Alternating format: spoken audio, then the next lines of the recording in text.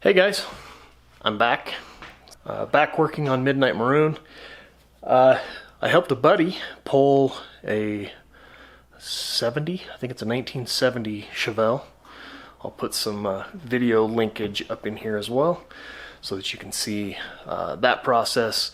It's currently not running, but he has some big plans for it. Well, it's a 20-foot car. Looks really good from that far away. I told him that's perfect. Go ahead and get that thing mechanically sound and drive the wheels off that thing. Just enjoy the crap out of that car. If you restore it completely, you're going to worry about your kids walking next to it in the garage. You're going to worry about somebody in the parking lot door dinging you, whatever, right? But man, just get that thing running on the road as quick as you can. Anyway, so that's that. That's my buddy Ryan's. He's going to let me do some video updates on that project as he gets going. My hands are dirty. I've been working on Midnight Maroon. So I kind of took 5 steps back. I took the valve covers off. I basically retorqued the rockers to make sure that everything was good there. I knew that I had been in there and kind of messing around. I just wanted to make sure and cross all the options off the table of anything that could potentially be a problem. I did that today. I also got that 38-gallon tank. I got it painted.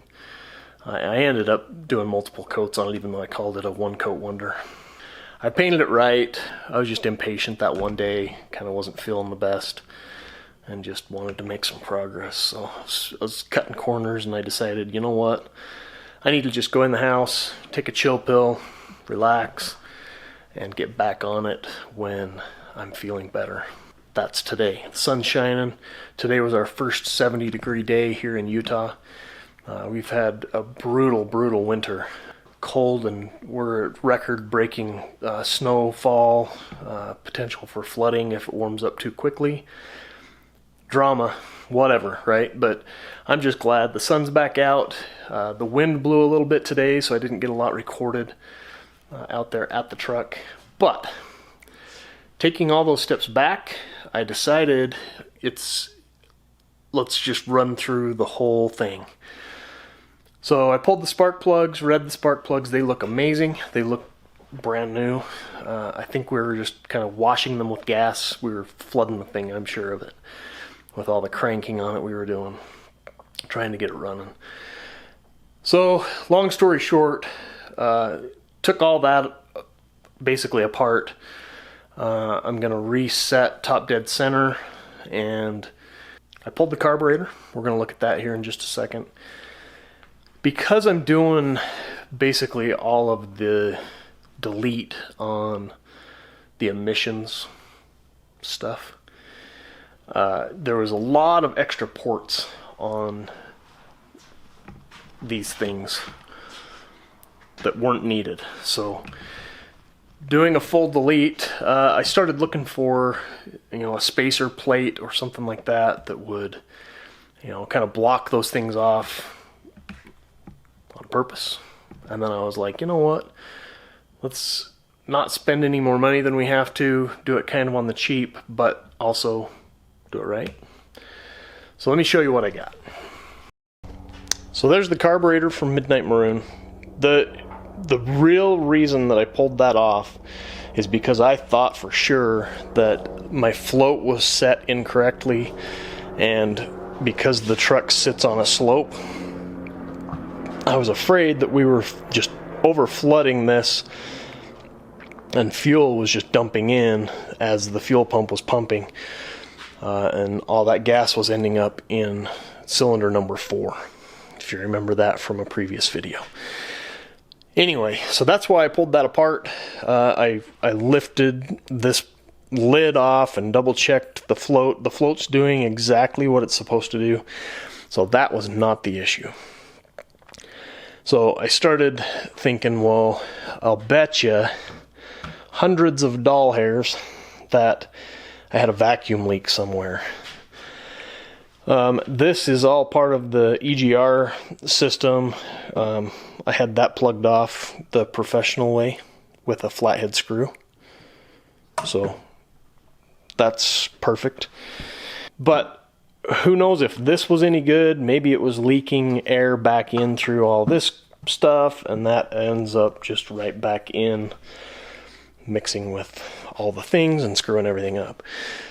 So long story short, I took a cutoff wheel and just whacked that thing right off. It sits like this up underneath there. But I've got JB Weld. This is the poor man's welder.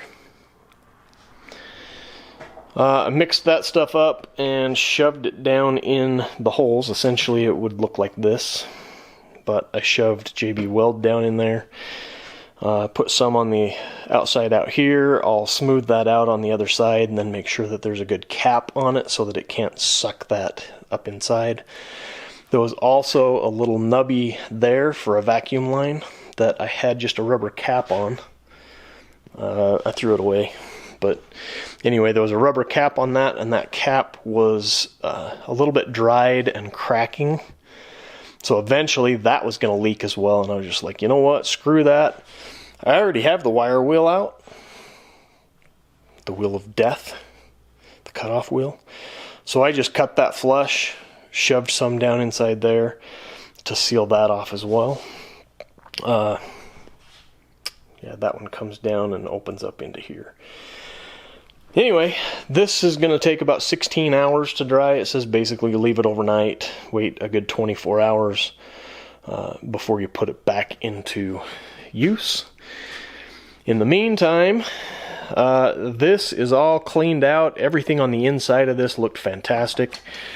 I have no doubt that all the ports are open on that. It's a new carburetor. The other thing that happened today, that I took care of today, I should say, is I went to the O'Reilly's and bought some stuff. This is the valve cover for the passenger side. What usually goes in this right here is the breather. There's an EGR valve, and then it goes up to like a little sponge valve that filters the oil before it goes into the air cleaner. So essentially what I'm going to do is I'm putting an EGR valve in there so that it still has one. And what did I do with, oh, it's right here. So there's my EGR valve. That will go in to there. I'm going to have to use a little bit of oil and some force because it's a pretty tight fit. But you don't want it leaking. So anyway, that's going to go there, and then I'll go out and use a T-junction to connect it to the breather valve that's on the other side of the engine that goes up and into here somewhere. Anyway, it gets sucked back into there. So that will give us the breathability that the engine needs. We weren't going to have any undue pressure issues with that. So I actually wasn't going to tell you guys about that piece, but while I have a camera and I'm in a talkative mood, you're welcome. So I'm going to cut this off here. We'll let this thing cure up. I'll get some of this stuff installed and ready to go. I believe that with that, the new 38-gallon tank, 38.5-gallon tank that I installed, we'll get some fresh gas in there. I've already confirmed that the fuel pump is still pumping. Just in like cranking the engine just enough to get top dead center set, those type of things. I could tell that the fuel pump is functioning. Let's pick this up tomorrow or the next day, and we'll have some of these things installed, and hopefully we'll be ready to test fire. And with the magic of editing, it is the next day. Let's go ahead and pull this off here and take a look at what we've got. So that's not super pretty right now. I'm going to take a little sandpaper to it and smooth it out. The good news is that it actually goes on the truck like that and pokes away from where you'll see it from the front. Of course, the air cleaner goes on top of that as well, so you'll never see back in there. Makes it super easy to hide stuff like that. This one might be a little more visible. I spent a little more time smoothing that one out, but it's hard as a rock. I don't think it's going anywhere. Down inside here, nice and solid. I wiped off all of these surfaces so that a gasket will be sure and seal that. Nice and good. Should be sealed off and ready to go. Didn't have to spend money on a spacer. I already had the JB Weld. Makes it easy. Let's get this thing cleaned up. I'm also going to spend some time today underneath the truck doing some rust preventative stuff, starting at the back end of the truck and coming forward underneath. So.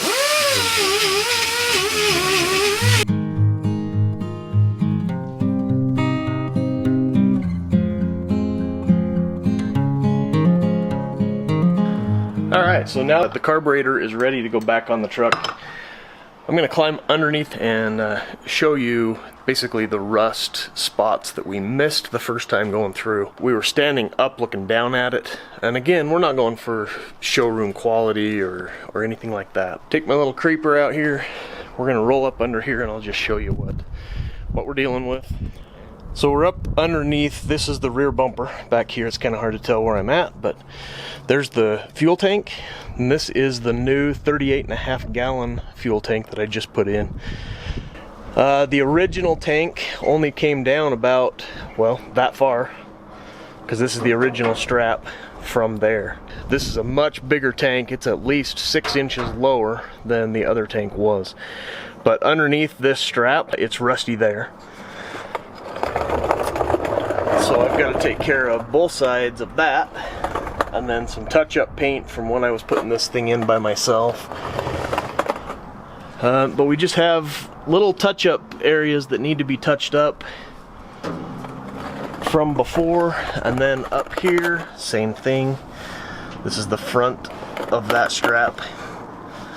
And if I can get past the rear axle, we'll be able to see a little better. Ah, there we go. So that is the main support that goes across right after the rear axle, and that's where all the electrical and all the fuel and all that came.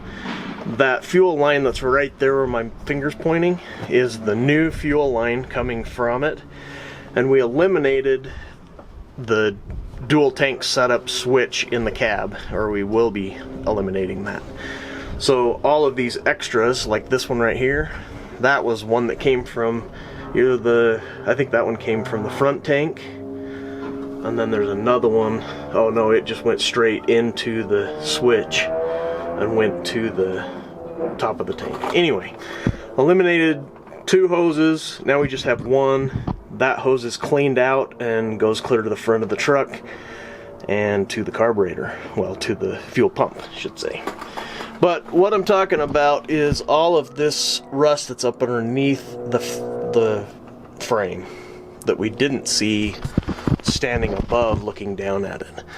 So that's what I'm going to be touching on today and getting all of that touched up so that if and when people poke their eyeballs up underneath this thing, what they see is what we want them to see.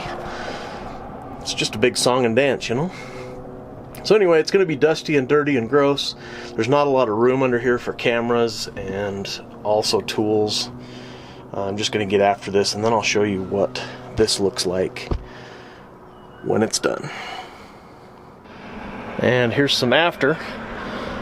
This is where it was rusty, where the strap used to be. Same thing right there. Did a little bit of touch up along here as well, where it had scraped on the ground.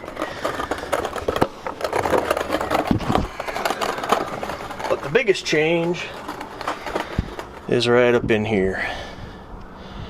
This is after a little bit of action with a wire brush, nothing crazy, and then hitting it with the rust reformer. Treat the rust, it doesn't stop it, it just slows it down. And then we hit this little cross member as well. Kind of light. I do still need to remove that tank and get all of the rust up underneath it as well. So I stopped at this point. Looks better. Nothing noticeable from above the truck, but it was one of those things that was going to bug me because I knew it was there. But with that, I'm going to go ahead and close this video out so I can get something posted for you guys. It's been a hot minute. I'm back. I didn't go anywhere. We've just had a really rough winter here in Utah, as I've mentioned before. I just kind of took that time, spent some time with family and whatnot, and some downtime, got some regeneration up in the situation, ready to go. This video's been kind of all over the place, and I apologize for that. Just kind of a catch-all, getting us all caught up to where we're at today. In the next video, we'll be putting the carburetor back on Midnight Maroon. We'll be doing a little bit of work on Wallace the 66. I almost had him sold. I don't know if I mentioned that or not, but anyway, can't decide. I'm back and forth on it. The wife wants me to sell it. I just know that if I sell it, it'll be a while before I can get another project. So if I already have it, then she can't tell me I can't have it, because I already do have it. Anyway, this is Troy's Garage. If you feel like I've earned it, please like, share, subscribe, comment down below. Anything that you would do differently, whatnot. I appreciate the comments and the feedback. I really do appreciate the interaction with you guys. I try to comment and reply back on every single comment. I almost said every single video, on every single comment. So interact with me. Let's talk. I'm based in Salt Lake City, Utah. I do have my eye on a couple more projects I may have mentioned before, but I've got to get my ducks in a row, get Midnight Maroon on the road. That's my priority before I can do anything else. So this is Troy's Garage. We'll see you guys in the next video. We interrupt this program to bring you something very special. Pretty sure you guys are going to like this, so check this out.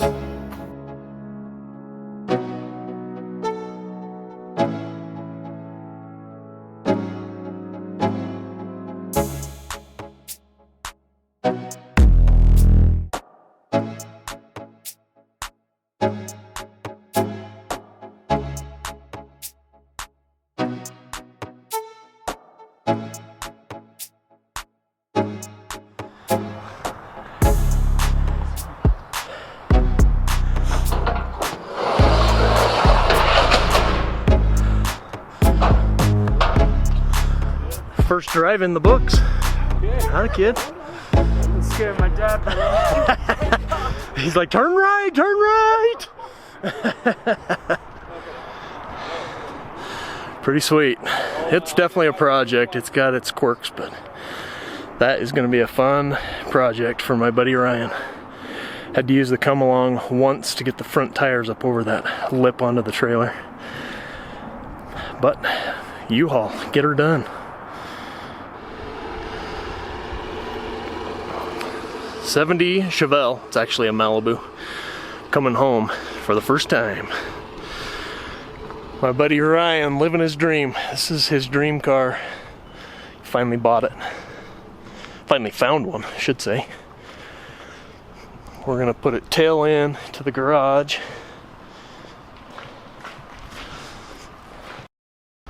Dramatic shot.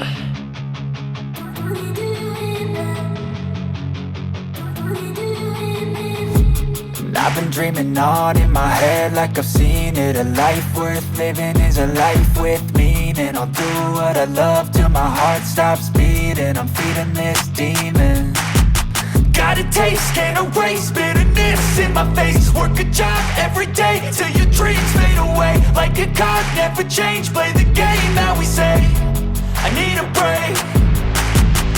I'm staying strong, need to move on to be what I want. I'll keep dreaming on. I'm staying strong, need to move on to be what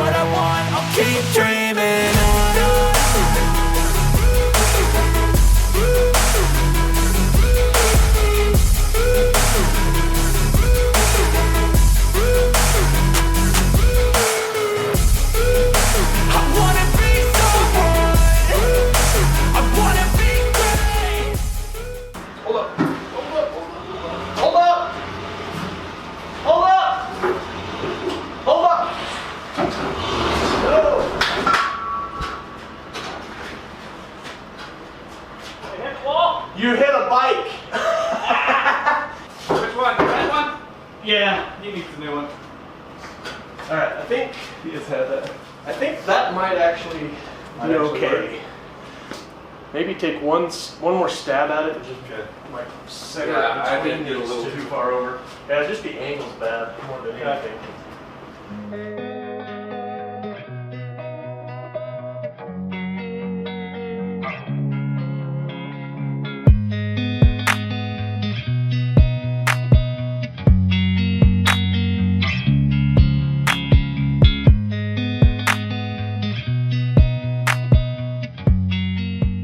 Nothing sketchy about what we're about to do. No. I'm gonna go get my children. That way at least takes them out. Matthew! Need your help. David! I'm gonna get a little pull a little forward again.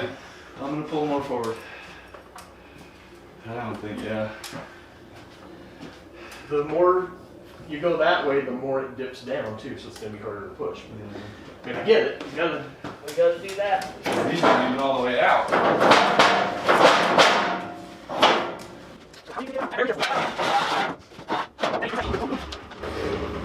Jeez. He's gonna pull forward just a hair.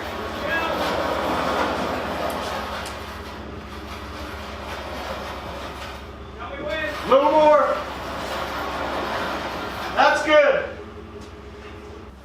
All right, let's get to the front. So, And, Matthew! this is not gonna be easy. No. Here's what we're gonna do, buddy. Is that we're gonna push, but you've gotta slightly press on the brakes. In case we lose momentum. In case we lose momentum, we don't need it hitting the wall. Except for the fact that it's not a stick shift. It's okay, I can change it into one. I know. That's the only Hey, difference. will you stop judging my car? I'm not judging. I mean, it has an ugly sunroof. So what? He's analyzing.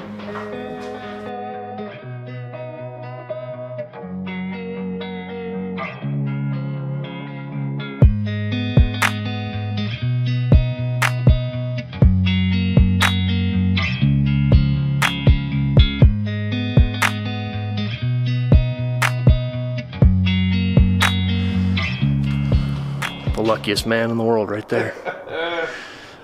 So. About to realize how broke he's gonna be. Yeah. Hopefully it doesn't end my marriage.